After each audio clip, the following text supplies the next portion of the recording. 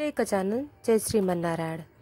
दोस्तों, आज हमारे चैनल पर जानेंगे बैसाख महीने की कथा, क्या दान पुण्य करना चाहिए और पौराणिक कथाएं। दोस्तों, हिंदू धर्म में व्रत और पर्वों की तिथि उदयकालीन तिथि के अनुसार ही मानी जाती है, यानी जिस दिन सुबह सूर्योदय के समय पूर्णिमा तिथि रहेगी वही दिन पर्व माना जाता है। इस आधार पर बैसाख पूर्णिमा व्रत 12 मई 2025 को रखा जाएगा। चंद्रमा का उदय 12 मई को शाम 5:59 पर होगा। इसी समय चंद्रमा को अर्घ देने की परंपरा है। दोस्तों, अब आइए जानते हैं बैसाख पूर्णिमा पर कैसे करें पूजा आसन, पूजा विधि। अगर आप भी इस दिन व्रत या पूजन करना चाहते हैं तो ये आसन विधि अपनाएं। सुबह जल्दी उठें और गंगा जल मिले जल से स्नान करें या नदी या गंगा जी में स्नान करें।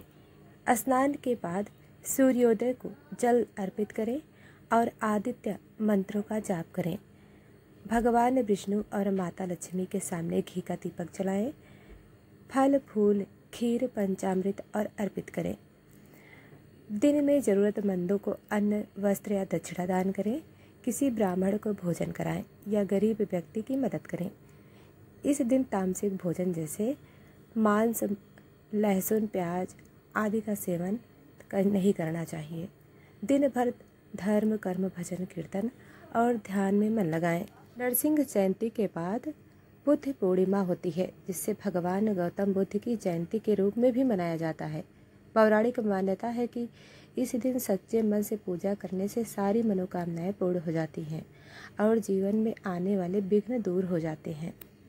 दोस्तों, बैसाख महीने की पूर्णिमा के दिन ही भगवान बुद्ध का जन्म हुआ था। कहा जाता है बैसाख पूर्णिमा के दिन ही भगवान बुद्ध को बुद्धित्व का ज्ञान प्राप्त हुआ था। इस दिन सत्यनारायण भगवान की कथा का आयोजन करने से घर में सुख, शांति और समृद्धि आती है। साथ ही व्रत करके चंद्रमा की पूजा करने से कुंडली का चंद्र दोष भी मिट जाता है। दोस्तों, अब आइए सुनते हैं बैसाख महीने की पौराणिक कथा। दोस्तों, प्राचीन काल में सूर्यपुर नामक एक नगरी में सूर्यसेन नामक एक धर्मपरायण, सत्यवादी और दानी राजा राज्य करता था। वह बैसाख मास में अत्यंत श्रद्धापूर्वक पालन करता था और पूर्णिमा के दिन गंगा स्नान, व्रत और दान अवश्य करता था। किंतु एक वर्ष बैसाख पूर्णिमा के दिन उसके मन में अजीब सी व्याकुलता छा गई। एक स्वप्न में एक वृद्ध तपस्वी प्रकट हुए और कहा, हे राजन, नगर से 3 कोस दूर उस प्राचीन वट वृक्ष के नीचे एक गुप्त साधक तप कर रहा है। वह दिव्य आत्मा इस पूर्णिमा पर प्रकट होकर एक रहस्योद्घाटन करेगी, जिसके दर्शन से मोक्ष की प्राप्ति होगी। परंतु यह रहस्य तभी खुलेगा जब आप अपने धर्म की कठिन परीक्षा देंगे। स्वप्न से जागकर राजा ने उसी क्षण अपनी सेना और मंत्रियों को रोक दिया और अकेले बट वृक्ष की ओर प्रस्थान किया। बट वृक्ष के नीचे पहुंचकर राजा ने एक अद्भुत तेजस्वी तपस्वी को ध्यान में देखा तो तपस्वी के चारों ओर 5 अग्निकुंड जल रहे थे और बट वृक्ष से मंद मंद दिव्य ग्रंथ प्रसारित हो रही थी। जैसे ही सूर्यास्त हुआ, तपस्वी ने धीरे धीरे आंखें खोली और मुस्कुराकर कहा, हे सूर्यसेन, मैं धर्मराज स्वयं इस तपस्थली में आया हूँ, जो बैसाख पूर्णिमा के दिन सच्चे हृदय से धर्म की परीक्षा देता है, वह इस जीवन में मोक्ष का अधिकारी बनता है। मैं तुम्हारी परीक्षा लूँगा, क्या तुम तैयार हो? राजा ने विनम्रता से स्वीकार किया। धर्मराज ने कहा, आज रात्रि के नगर में तुम्हारे पुत्र का निधन होगा। यदि तुम इसे सहन कर सको और क्रोध, शोक अथवा अन्याय का मार्ग न अपनाओ तो तुम सच्चे बैसाख महात्म्य के ज्ञाता कहे जाओगे। राजा स्तब्ध रह गया। पुत्र मोह और धर्म धैर्य के बीच युद्ध आरंभ हो चुका था। रात्रि बीती। जैसे ही पूर्णिमा का चंद्र उदित हुआ, नगर से दूत आया और उसने दुखद समाचार दिया कि राजकुमार का निधन हो गया। राजा की आंखों से अश्रु बहने लगे, परंतु उसने न शोक व्यक्त किया न ही धर्मराज को कोसा। उसने शांतिपूर्वक कहा, जो जन्मा है वह मरेगा। यदि वह यह बैसाख मास में हुआ है तो यह सौभाग्य की बात है। मैं अपनी धर्मनिष्ठा नहीं छोड़ूंगा। तभी तपस्वी रूप में धर्मराज प्रकट हुए और मुस्कुराकर बोले, राजन, यह सब मेरी लीला थी। तुम्हारा पुत्र जीवित है। तुम्हारे सत्कर्मों से तुम्हें बैसाख पूर्णिमा व्रत का परम पुण्य प्राप्त हुआ है। जब जीवन के अंत में समय आएगा तभी मोक्ष तुम्हारी प्रतीक्षा करेगा। राजा ने कृतज्ञता प्रकट की। पुत्र पुनः जीवित हुआ। उस दिन से सूर्यपुर में बैसाख पूर्णिमा महोत्सव अत्यंत धूमधाम से मनाया जाने लगा। दोस्तों, धर्म पर अडिग रहने वाले को कभी भी क्षति नहीं होती। बैसाख पूर्णिमा के व्रत, स्नान और दान से अपार पुण्य और दीर्घ आयु और मोक्ष प्राप्त होता है। राजा सूर्य ने बैसाख पूर्णिमा की उस अद्भुत रात्रि के बाद पूरे जीवन भर धर्म, दान, तप और सत्य का पालन किया। वर्षों बीत गए। जब राजा का अंतिम समय आया, उसने अपने पुत्र सोमसेन को राज्य सौंप दिया और स्वयं वन की ओर प्रस्थान किया। वह उसी बट वृक्ष के नीचे पहुंचा जहां एक बार धर्मराज ने उसे दर्शन दिए थे। वहां बैठकर उसने बैसाख मास में गंगा स्नान, व्रत, भगवान नाम और अन्नदान आरंभ किया। एक दिन मध्यरात्रि में पुनः वही तपस्वी धर्मराज प्रकट हुए और बोले, हे राजन, अब समय आ गया है। मैं स्वयं तुम्हें मृत्यु के पश्चात दिव्य लोकों की यात्रा कराऊंगा। तैयार हो जाओ। राजा ने शांति से प्राण त्याग दिए। धर्मराज ने राजा सूर्यसेन की आत्मा को अपने साथ लिया। वे पहले यमपुरी पहुंचे, जहां राजा के सत्कर्मों के कारण यमदूतों ने श्रद्धा से वंदन किया।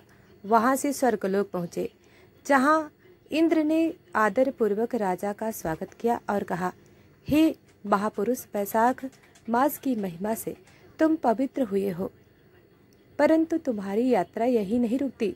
धर्मराज तुम्हें एक ऐसे लोक में ले जाएंगे जहां केवल वे ही जा सकते हैं जिन्होंने धर्म की कठिनतम परीक्षा दी है।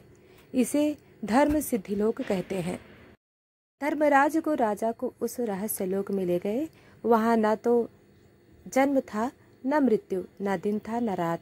वहां केवल प्रकाश, शांति और आनंद व्याप्त था। राजा सूर्यसेन को वहां अस्थायी स्थान मिला और वहां उसे परम मोक्ष की प्राप्ति हुई। दोस्तों, बैसाख मास विशेषकर पूर्णिमा का व्रत और दान केवल स्वर्ग ही नहीं, अपूर्व मोक्ष लोक की सिद्धि भी कराता है।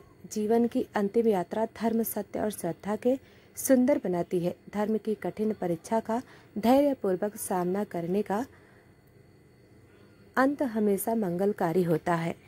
दोस्तों, बैसाख मास हेतु ओम नमः भगवते वासुदेवाय नारायणाय नमः का जाप करना चाहिए।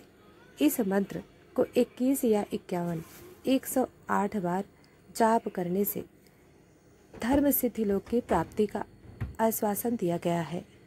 दोस्तों, बैसाख व्रत का फल पद्म पुराण के अनुसार, बैसाखस्य दिने पुणे स्नानं दानं जपम तुया सप्तम जन्मम कृत पापम तस्य नश्यति तत्क्षणाम।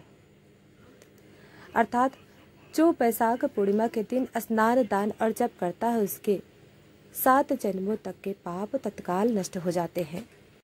दोस्तों, अब आइए श्रवण करते हैं बैसाख महात्म्य स्रोत। श्री विष्णु अस्तवनम बैसाखे वसुदेवे सुतम देवे कंस चारूम मर्दनम देवकी परम आनंदम कृष्णा बंदे जगत गुरुत्तम।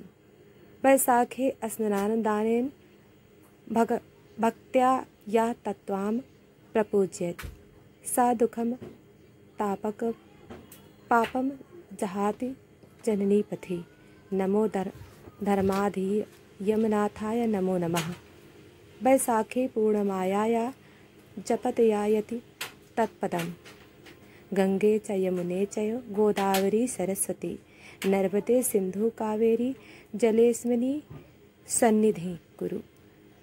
विषडोर नाम सहस्रेण वैशाखेया जपेत नरः सा सप्तजन्मत्कृत पापम नश्यति तक्षणात्। पूर्णिमा सुबुधा पूर्णिमा पुण्यवृद्धि प्रदायिनी। पूर्णिमा सुबुधा पुण्य वृद्धि प्रदायिनी तत्प्रसादात् सदा भक्ति मम भूयात जनार्दन इति श्रोतं पठेद यो ये वैशाख श्रद्धान्वितः सा सर्प पापशुद्धात्मा विष्णुलोकम सा गच्छता। दोस्तों, अब आइए जानते हैं स्रोत का अर्थ। मैं भगवान श्री कृष्ण को वंदन करता हूँ, जो वैशाख मास में स्नान दान और भक्ति से श्री विष्णु की पूजा करता है, उसके सारे दुख ताप और पाप नष्ट हो जाते हैं। धर्मराज यम को भी मैं नमस्कार करता हूँ, जिनके स्मरण से मोक्ष प्राप्ति का मार्ग सुगम होता है। पवित्र नदियों को नमन है, जिनके जल में स्नान से पुण्य वृद्धि होती है।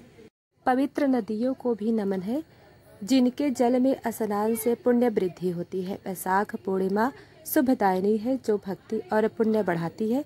इसके प्रभाव से व्यक्ति के अंत में विष्णु लोक जाता है। तो दोस्तों, यह कथा समाप्त हुई। अभी तक वीडियो को लाइक सब्सक्राइब नहीं किया है तो अभी कर लें। धन्यवाद।